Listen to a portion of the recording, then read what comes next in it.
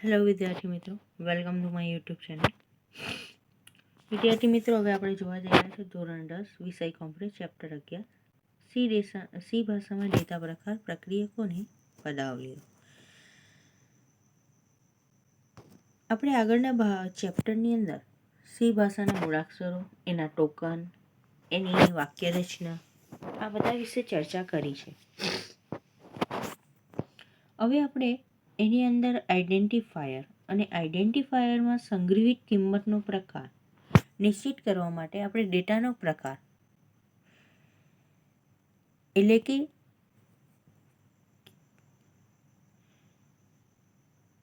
કયા પ્રકારના ડેટા આપણે એની અંદર સાચવીશું આઈડેન્ટિફાયરમાં, તો તે જાણવા માટે આપણે આમાં વાત કરીશું. આઈડેન્ટિફાયર કીવર્ડ નિશ્ચિત પ્રકારના ડેટા માટે રચવામાં આવેલા હોવાથી તેને ડેટા પ્રકાર કહે છે. ડેટા પ્રકાર.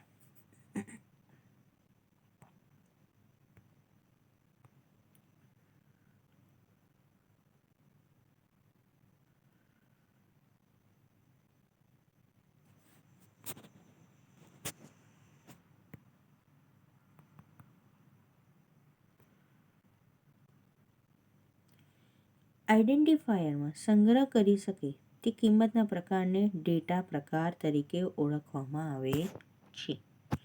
જો આઈડેન્ટિફાયરમાં આપણે ડેટમાં 12 સંખ્યાનો સંગ્રહ કરવામાં આવે તો તેનો ડેટ પ્રકાર પૂર્ણાંક છે. એ જ પ્રમાણે આઈડેન્ટિફાયરમાં અમાઉન્ટને 99.50 કિંમત આપેલ હોય તો તેનો ડેટા પ્રકાર કયો રહેશે? અપૂર્ણાંક. સી ભાષામાં વિગતને તેની કિંમત સાથે જોડવા માટે કીવર્ડ ઉપયોગ કરે છે. તો આઈડેન્ટિફાયરમાં સંગ્રહિત કિંમતનો પ્રકાર અને આઈડેન્ટિફાયર દ્વારા જરૂરી એવી મેમરી જગ્યા. તો સી ભાષામાં દરેક ડેટા પ્રકારને નિશ્ચિત મેમરી સ્થાન આપવામાં આવે છે અને તેનો નિર્દેશ બાઇટમાં કરવામાં આવે છે. આપણને બધાને ખબર છે, આપણે ઘણા ટાઈમથી ભણતા આવેલા કે 8 બીટના સમૂહને શું કહેવાય? 1 બાઇટ કહેવામાં આવે છે.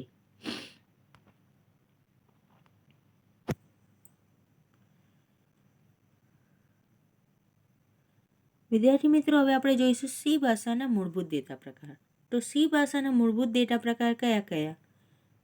પૂર્ણાંક, અપૂર્ણાંક અને અક્ષરના નામે ઓળખાતા ડેટા પ્રકારને સમર્થન આપે છે. હવે આ ડેટા પ્રકાર અનુક્રમે કયા કયા કીવર્ડ છે? આઈએનટી, ફ્લોટ અને કેરેક્ટર કીવર્ડ. સી ભાષાના આ ઉપરાંત વોઇડ નામનો એક અન્ય પ્રાથમિક ડેટા પ્રકાર પણ આપવામાં આવ્યો છે. આઈડેન્ટિફાયરને તેના ડેટા પ્રકાર સાથે સાંકળવા માટે આ પ્રમાણે નીચેની વાક્ય રચના આપણે ઉપયોગ કરી શકીએ. Data type identifier 1, 2, 3, n. પૂર્ણાંક. પૂર્ણાંક એટલે આપણે બધા જાણીએ છીએ. પૂર્ણાંક એટલે શું? જે આપણે નોર્મલ સંખ્યાઓ વાપરીએ તેને આપણે પૂર્ણાંક કહીએ. જેની અંદર ડેસિમલ પોઈન્ટ આવતો નથી, તે પૂર્ણાંક સંખ્યાઓ. હવે આપણે પૂર્ણાંક સંખ્યાઓ એટલે કે એની અંદર શું આવે? ધન અથવા ઋણ સંપૂર્ણ સંખ્યા કે જેમાં અપૂર્ણાંક ભાગ એટલે ડેસિમલ પોઈન્ટ આવતો નથી, તેને આપણે શું કહીશું? પૂર્ણાંક. બાય ચાન્સ આપણી પાસે એક્ઝામ્પલ કયા કયા? તો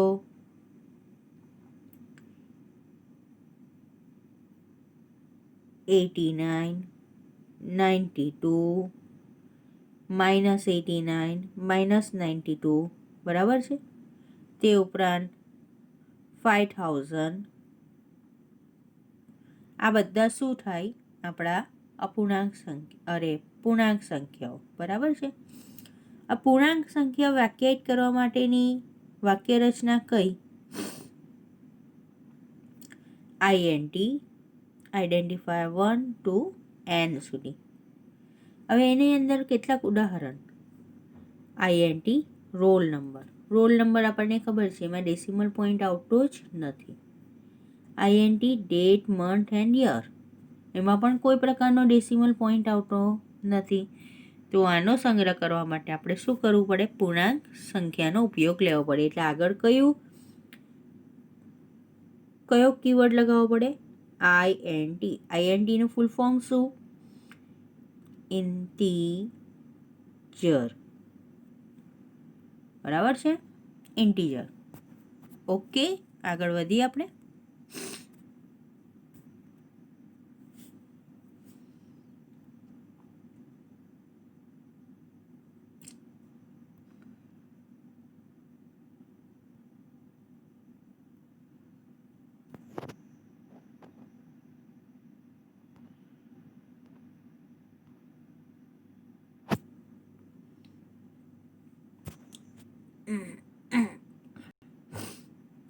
હવે આપણે આઈએનટી ડેટા પ્રકાર 4 બાઇટ મેમરી જેટલી સ્થાનનો ઉપયોગ કરે છે. એનો વિસ્તાર -2147483648 થી +214748364111 છે. અત્યાર સુધી વ્યાખ્યાયિત કરેલ તમામ ચલ છે ચિહ્નિત છે, એટલે સાઇન. હવે અનસાઇનની વાત કરીએ. ધન અને ઋણ એમ બંને પ્રકારની કિંમતોનો સંગ્રહ કરી શકાય છે. તો ક્યારેક આપણે ઋણ સંખ્યાઓને બિલકુલ જરૂરી નહીં હોય એમ પણ બને. તો ઋણ સંખ્યાનો સંગ્રહ કરી શકાય તેમ નથી. તો સી ભાષામાં ચલ સાથે માત્ર ધન સંખ્યાઓને જ સાંકળી શકાય તે પણ શક્ય છે.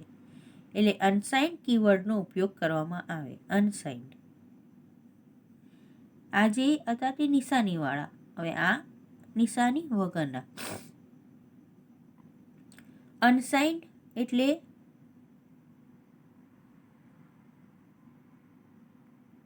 જેની અંદર કોઈ પણ પ્રકારની નિશાની હોઈ શકે નહીં. એટલે સી ભાષામાં ચલ સાથે માત્ર ધન સંખ્યાઓને જ સાંકળી શકાય તે પણ શક્ય છે. તો આ માટે આપણે અનસાઇન્ડ કીવર્ડનો ઉપયોગ કરવામાં આવે. અહીંયા આપણને 2 એક્ઝામ્પલ આપેલા છે. Unsigned INT roll number, unsigned INT date month year. આ પૂર્ણાંક પ્રકારના આઈડેન્ટિફાયર છે જે માત્ર ધન સંખ્યાઓને સંગ્રહ કરવાની ક્ષમતા ધરાવે છે. હવે તમે અહીંયા જોશો આઈએનટી અને અનસાઇન્ડ આઈએનટી. અહીંયા 2 એક્ઝામ્પલ આપેલા છે. અહીંયા આઈએનટી પ્રકારમાં તમે રેન્જ જોશો તો માઇનસથી પ્લસ સુધીની છે. જ્યારે અનસાઇન્ડ આઈએનટી છે તો ફક્ત અને ફક્ત ધન સંખ્યા એટલે કે પ્લસ વાળી સંખ્યાઓને જ અંદર સ્ટોર કરશે.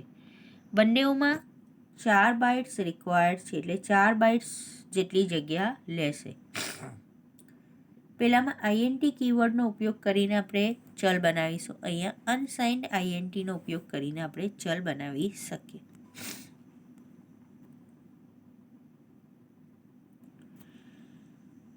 ચિહ્નિત પૂર્ણાંક માટેનો કિંમતનો વિસ્તાર -2 n-1 2 + 2 n-1 -1 દ્વારા ગણવામાં આવે છે. n એ જરૂરી બીટની સંખ્યાનો નિર્દેશ કરે છે. તે ઉપરાંત અચિહ્નિત પૂર્ણાંક વિસ્તારની ગણતરી માટે 0 થી 2n-1 દ્વારા કરી શકાય.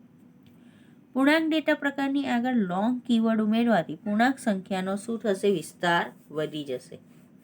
આઈએનટીની આગળ લોંગ ઉમેરવાથી ચલ 8 બાઇટ જેટલું મેમરી સ્થાન આરક્ષિત કરશે. અને લોંગની વાક્યરચના તમને નીચે આપેલી છે. Long INT population. હવે અહીંયા તમે જોઈ શકો છો આઈએનટી, લોંગ આઈએનટી, અનસાઇન્ડ એના માટેનો પ્રેક્ટિકલ આપેલો છે. હવે તમે જોશો તો ઉપર આઈએનટી મેઇન લખેલું છે. INT mark -10, unsigned INT date =13, long INT population મોટી સંખ્યા આપેલી છે.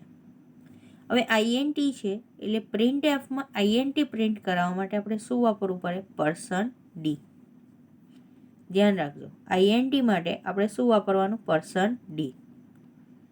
એટલે print F mark %d double ક્વોટમાં comma mark bracket over semicolon sign. બીજું છે અનસાઇન્ડ આઈએનટી. અનસાઇન્ડ આઈએનટી માટે પર્સન યુ અને લોંગ આઈએનટી માટે પર્સન એલડી. બરાબર ધ્યાન રાખજો. આઈએનટી પ્રિન્ટ કરાવવા પર્સન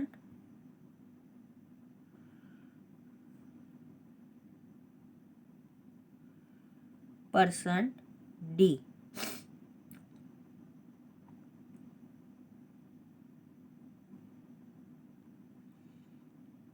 બરાબર છે. અનસાઇન્ડ આઈએનટી માટે શું વાપરીશું? પર્સન યુ અને લોંગ આઈએનટી માટે પર્સન એલ એન્ડ ડી. બરાબર છે.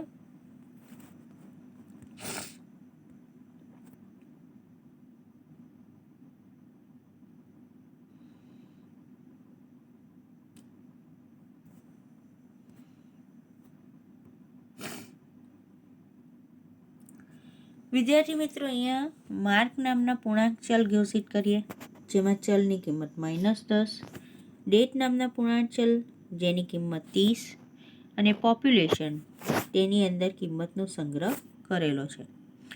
તો આ 3 વિધાન દ્વારા આ 3 ચલની કિંમતો સ્ક્રીન પર દર્શાવવામાં આવેલી છે. આ એનું આઉટપુટ તમે જોઈ શકો છો.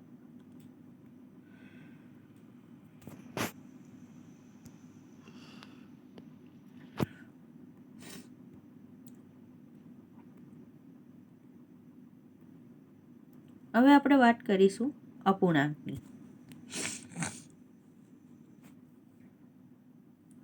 હવે આઈએનટી પ્રકારમાં આપણે જોયું તો આપણે ફક્ત પૂર્ણાંક સંખ્યાઓ લઈ શક્યા. પૂર્ણાંક એટલે કે જેની અંદર ડેસિમલ પોઈન્ટ આવતો નથી. હવે આપણે પૂર્ણાંકને બદલે કેટલીક વાર અપૂર્ણાંકનો ઉપયોગ કરવો પડે. તો અપૂર્ણાંક માટે શું કરવું પડે? ફ્લોટ કીવર્ડનો ઉપયોગ કરવામાં આવે. એ પણ 4 બાઇટ જેટલી સંગ્રાહક સંખ્યા. અપૂર્ણાંક સંખ્યાઓ દશાંશ ચિહ્ન પછી 6 અને દશાંશ ચિહ્ન પહેલા 7 અંક જેટલી ચોકસાઈ ધરાવે છે. આપણે એથી વધુ ચોકસાઈની જરૂર હોય તો ફ્લોટના બદલે આપણે શું વાપરીશું? ડબલ. તો ફ્લોટ ડેટા પ્રકારના વિસ્તરણ ડબલની કિંમતો તો એ 8 બાઇટ, દશાંશ ચિહ્ન પછી 6 તથા દશાંશ પહેલા 17 અંકોની ચોકસાઈ ધરાવે છે.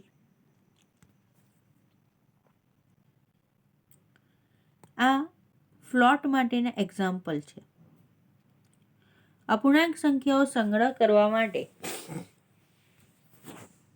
અમાઉન્ટ ટુ પે નામનો ચલ અને બીજા વિધાનમાં બેલેન્સ અમાઉન્ટ, આ બંને વિધાનોને ડિક્લેર કરેલા છે, જે વધુ વિસ્તાર અને ચોકસાઈ સાથે અપૂર્ણાંક સંખ્યાનો સંગ્રહ કરે છે. ડબલ કીવર્ડની આગળ જો લોંગ શબ્દ પણ ઉમેરી શકાય છે અને આમ કરવાથી ડબલનો વિસ્તાર વધી જશે.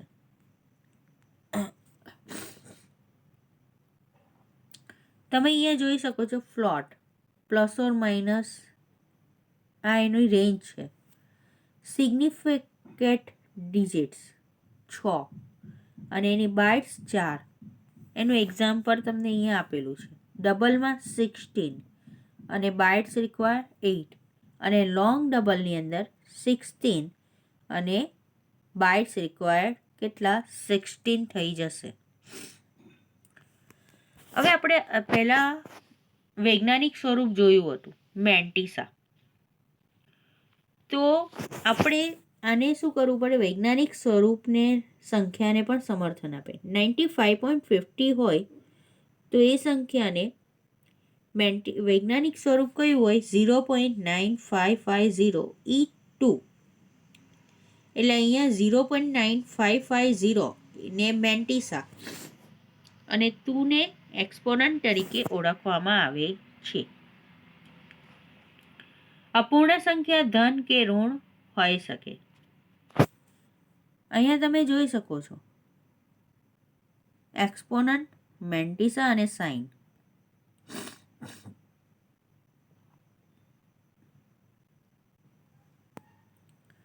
તો આ પ્રમાણે આપણે એની અંદર ફ્લોટ, ડબલ કે અને લોંગ ડબલ ડેટા પ્રકારનો ઉપયોગ દર્શાવતું એક ઉદાહરણ જોઈએ.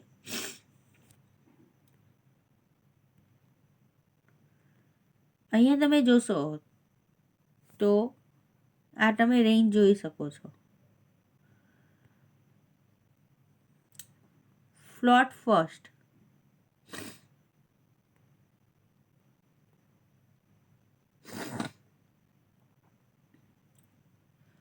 ફ્લોટ ફર્સ્ટ, તો એમાં તમને આટલી બધી નંબર્સ દેખાય છે. સેકન્ડ, તો સેકન્ડમાં તમે જોઈ શકો છો આપણે તો 17થી 16થી ઉપર લઈ શકીએ. અને થર્ડ, લોંગ ડબલ થર્ડ. હવે ધ્યાન રાખજો વિદ્યાર્થી મિત્રો, ફર્સ્ટ છે તો એને પ્રિન્ટ આઉટ કરવા માટે આપણે શેનો ઉપયોગ કરીશું? %F. આ જુઓ, %F. ડબલ છે, ડબલ, તો એને માટે %LF. અને લોંગ ડબલ છે તો અહીંયા શું આવશે? કેપિટલ L અને સ્મોલ f. બરાબર છે?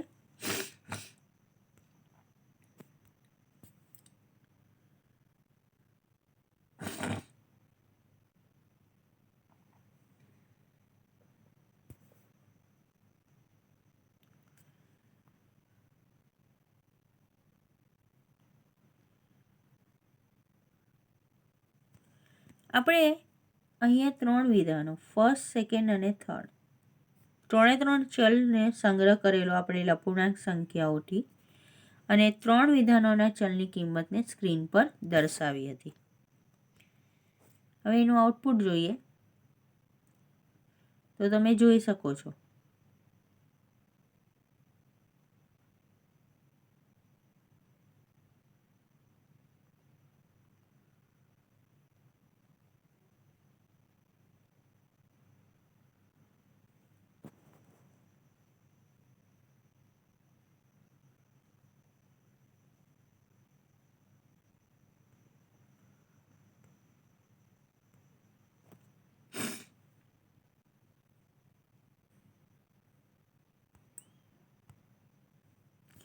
ફર્સ્ટ, સેકન્ડ અને થર્ડની કિંમત માટે આપણે આ પ્રમાણેના આઉટપુટ છે. ફર્સ્ટ ચલની મૂળ કિંમત સાથે પ્રથમ માત્ર 7 અંકોને સમાનતા છે. એ જ પ્રમાણે સેકન્ડ અને થર્ડ ચલને પ્રથમ માત્ર 15 એક જ સમાન છે. આમ થવાને કારણે ફ્લોટ ડેટા પ્રકાર દશાંશ પછી 6, દશાંશ પહેલાં 7 અંકોની ચકાસણી ધરાવે છે. એ જ રીતે ડબલ અને લોંગ ફ્લોટ ડેટા પ્રકાર 15 અને દશાંશ પહેલાં 16 અંકોની ચોકસાઈ ધરાવે છે. અપૂર્ણાંક સંખ્યાઓનો ઉપયોગ કેટલીકવાર ચોકસાઈને હાનિ પહોંચાડે અને અપેક્ષિત નિશ્ચિત પરિણામ મેળવી શકાતું નથી. એટલે આપણે ઉચ્ચ પરિશુદ્ધતા ધરાવતો ડેટા પ્રકારનો ઉપયોગ કરવો હિતાવહ. અપૂર્ણાંક અંકોનો ઉપયોગ કરવાનો લાભ પૂર્ણાંક અંકોની સરખામણીમાં કિંમતોનો વ્યાપક વિસ્તાર રજૂ કરે છે. હવે છે અક્ષર. અક્ષર આપણને ખબર છે આંકડાકીય વિગતોનો સંગ્રહ કરી ચૂક્યા. હવે આપણે કેરેક્ટરનો સંગ્રહ કરવાનો છે. તો કેરેક્ટરનો સંગ્રહ કરવા માટે કેરેક્ટર કીવર્ડનો ઉપયોગ કરવામાં આવે છે, જે 1 બાઇટ જેટલા મેમરી સ્થાનનો ઉપયોગ કરે છે.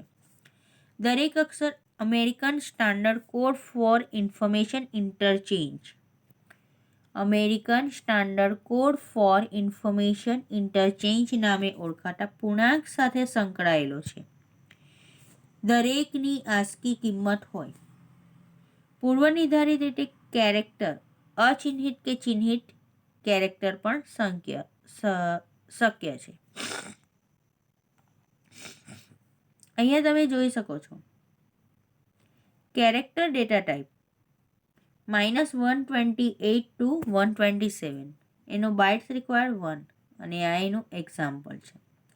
અનસાઇન કેરેક્ટર 0 to 250 અને સેમ જ છે. અહીંયા એક એક્ઝામ્પલ આપેલું છે. કેરેક્ટર જેન્ડર સ્મોલ એમ, આન્સર કેપિટલ એમ, નંબર 2. અહીંયા આગળ કેરેક્ટર લીધેલું છે, ધ્યાન રાખજો. એટલે આ 2 જે છે ને એને એ કેરેક્ટરમાં સ્ટોર કરશે 1 બાઇટમાં. આઈએનટી ભલે છે. અને સ્પેશિયલ કેરેક્ટર એટલે સિંગલ ક્વોટની સાઇન છે. આપણે આ જે કેરેક્ટર છે તેની આસ્કી વેલ્યુ મેળવીએ, બરાબર છે. તો કેરેક્ટર જ્યારે પ્રિન્ટ કરાવવાનું હોય ત્યારે %C અને એસ્કી વેલ્યુ જ્યારે પ્રિન્ટ કરાવવાની ત્યારે %D. કેરેક્ટર માટે યાદ રાખજો. હવે આપણે શું લેવાનું? %C.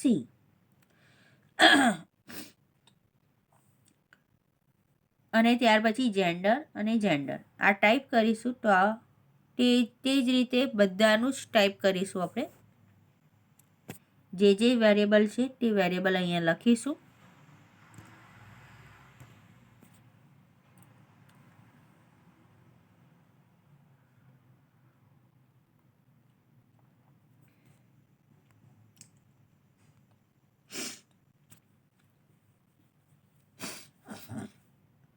સ્મોલ એમ અને કેપિટલ એમ વચ્ચેની આસ્કી કિંમતનો તફાવત જોવા મળશે.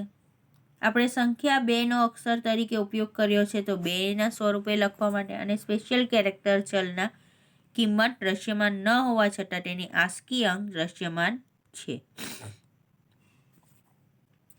આપણે જોઈશું આઉટપુટમાં એમ અને સ્મોલ એમની આસ્કી કિંમત 109, કેપિટલ એમ 77, આ 2 તેની વેલ્યુ 50 દેખાશે. અને શું હતું અહીંયા? સ્પેશિયલ કેરેક્ટર ક્વોટ હતો. તો ક્વોટ આપણને દ્રશ્યમાન થતો નથી, પણ એની વેલ્યુ અહીંયા તમને દ્રશ્યમાન થાય છે 32. હવે ખાલી વિગતોનો ગણ એટલે કે વોઇડ. સી ભાષામાં વોઇડ કીવર્ડ એક વિશિષ્ટ ડેટા પ્રકાર પૂરો પાડવા માટે આવે છે. આ ડેટા પ્રકાર કોઈ કિંમતનો સંગ્રહ કરતો નથી, પણ એને ખાલી ગણ તરીકે નિર્દેશ કરવામાં આવેલો છે. તેનો ઉપયોગ મુખ્યત્વે વિધેયની પરત કિંમત દર્શાવવા માટે કરવામાં આવે છે. અત્યાર સુધીના આપણે પ્રેક્ટિકલમાં રિટર્ન 0નો ઉપયોગ કર્યો છે. જો આની આગળનો પ્રેક્ટિકલ પણ તમે જોશો તો અહીંયા તમે જોશો તો આ રિટર્ન 0નો ઉપયોગ થયેલો છે. પણ હવે આપણે રિટર્ન 0નો ઉપયોગ કરવો નથી અને કમ્પાઇલરને પ્રોગ્રામમાંથી બહાર નીકળવાનો નિર્દેશ કરે છે. તો આ વિધાન ન લખવામાં આવે અને ચેતવણી સંદેશ function should return a value રજૂ કરવામાં આવે તો આ સંદેશ ન આવે તે માટે મેઇનની આગળ શું ઉમેરીશું? વોઇડ ઉમેરી શકીએ આપણે. એટલે વિધેય કોઈ કિંમત પરત ન કરે તેના નામની પહેલા વોઇડ કીવર્ડ ઉમેરવામાં આવે. ચલને કિંમત આપવી.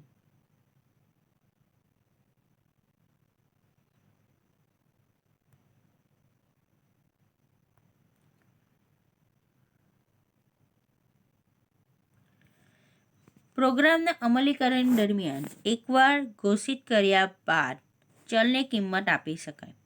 તો આ કિંમત ચલના ડેટા પ્રકારને અનુરૂપ હોવી જોઈએ. જેવી રીતના કે variable is equals two value. તો એક જ વિધાનમાં ચલની ઘોષણા કરી તેમાં કિંમત આપવી પણ શક્ય છે કે INT A is equals two any value. આ રીતના આપણે આપી શકીએ. ફોર એક્ઝામ્પલ તમને આ વાક્ય રચના પ્રમાણે બતાવું.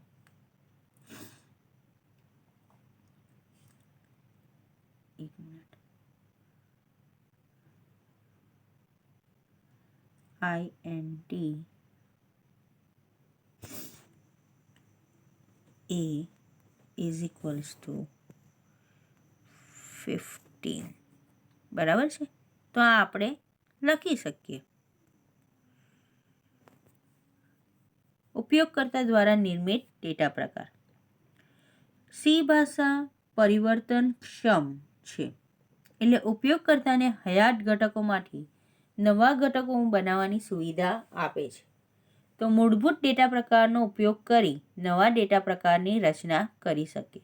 અહીંયા આપણી પાસે બે એવા ડેટા પ્રકારની રચના કરવા માટે ટાઈપ DEF અને enum નામના બે કીવર્ડનો ઉપયોગ કરવામાં આવેલો છે. Type DEF. ટાઈપ DEF એટલે એની વાક્ય રચના આ છે. ટાઈપ DEF ડેટા ટાઈપ અને વેરિયેબલ. ડેટા ટાઈપ એટલે કે INT અથવા ફ્લોટ એમાંથી કોઈ પણ હોઈ શકે જે ડેટા પ્રકારનો નિર્દેશ કરે છે. ઉપલબ્ધ ડેટા પ્રકારને આપવામાં આવનાર નવા નામનો નિર્દેશ કોણ કરશે? વેરિયેબલ દ્વારા આપવામાં આવે છે. હવે ડેટા પ્રકારને ઉપનામ આપવાની સુવિધા આપણે આના દ્વારા આપી શકીએ, જેવી રીતના કે ટાઈપ DEF કેરેક્ટર આલ્ફા. તો આલ્ફા એ શું છે? તો કેરેક્ટર ડેટા પ્રકારનું ઉપનામ. બીજું એક એક્ઝામ્પલ છે ટાઈપ DEF ડબલ ટ્વાઇસ. તો ડબલ ડેટા પ્રકારને ટ્વાઇસ નામનું ઉપનામ આપવામાં આવેલું છે.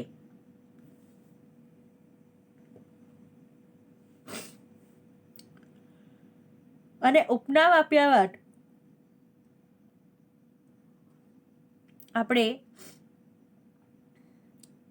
કોઈ પણ ચલ બનાવી શકીએ, જેવી રીતના કે આલ્ફા સી. તો આલ્ફા સી એટલે શું? કેરેક્ટર. ડેટા ટાઈપ કઈ આવશે? કેરેક્ટર. અને એનું ચલ કયું? સી. આમ આપણે ચલને ઘોષિત કરી શકીએ છીએ. ઇન્યુમેરેટેડ ડેટા પ્રકાર enum. enumનો વાક્ય રચના નીચે તમને આપેલી છે. enum identifier value 1 to value n સુધી. enum કીવર્ડ છે. આઈડેન્ટિફાયર એ નવા ટાઈપ વ્યાખ્યાયિત કરવા માટે ઉપયોગમાં લેવામાં આવનાર નામ છે. વેલ્યુ 1 થી વેલ્યુ n એ આંકડાકીય અચલો 0 થી n સુધીની આપવામાં આવેલ છે. enum દ્વારા વ્યાખ્યાયિત કરવામાં આવેલ ચલમાં છગડીયા કૌંસમાં આપવામાં આવેલ કોઈ પણ એક કે વધુ કિંમત ઉમેરી શકાય. enumનો ઉપયોગનું ઉદાહરણ મની બ્રેકેટમાં rupee, dollar, pound, yen. enum money currency. Currency is equals to dollar. તો મની વ્યાખ્યાયિત કરે છે કે બીજા વિધાનો દ્વારા મની પ્રકારનો ઉપયોગ કરી કરન્સી નામનો ચલ ઘોષિત કરવામાં આવ્યો છે. છેલ્લા વિધાનમાં કરન્સી ચલને ડોલર કિંમત આપવામાં આવી છે. એટલે રૂપી, ડોલર, પાઉન્ડ અને યેન અનુક્રમે 0, 1, 2 અને 3 આંકડાકીય અચળ કિંમતો છે. ફોર એક્ઝામ્પલ જોઈએ તો રૂપી ઇઝ ઇક્વલ્સ ટુ 10, ડોલરને 50 અને પાઉન્ડને 75, યેન 100. enum મની રૂપી is equals two 10, dollar 50, pound 75 અને યેન 100 સ્વરૂપે લખી શકાય. હવે currency is equals to dollar. Currency બરાબર 50 ને સમકક્ષ બનશે.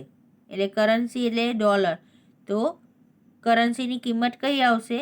50. આમ ઉપયોગકર્તા દ્વારા નિર્મિત ડેટા પ્રકારનો ઉપયોગ સી પ્રોગ્રામની વાંચન ક્ષમતાની વૃદ્ધિ કરી શકે છે. તે ડેટા પ્રકારને અર્થપૂર્ણ નામ સાથે વ્યાખ્યાયિત કરવાની સુવિધા પણ આપે છે. ઓકે વિદ્યાર્થી મિત્રો, ખ્યાલ આવી ગયો આટલી વસ્તુમાં? અહીંયા આપણો આ પહેલો ભાગ પૂરો થાય છે. બરાબર છે? આપણે એની અંદરના ડેટા પ્રકાર જોયા આ ભાગની અંદર સી ભાષાના. હવે આપણે નેક્સ્ટ વિડીયોમાં આગળ વધીશું. અહીંયા સુધી તમને ખ્યાલ આવ્યો જ હશે સી ભાષાનો. મેં તમને પ્રેક્ટિકલ કેવી રીતના કરી શકો તેને માટેનો પણ વિડીયો મૂક્યો છે કે તમે મોબાઈલના ઉપયોગ દ્વારા સી ભાષાના પ્રેક્ટિકલ કેવી રીતના કરી શકો. ઓકે.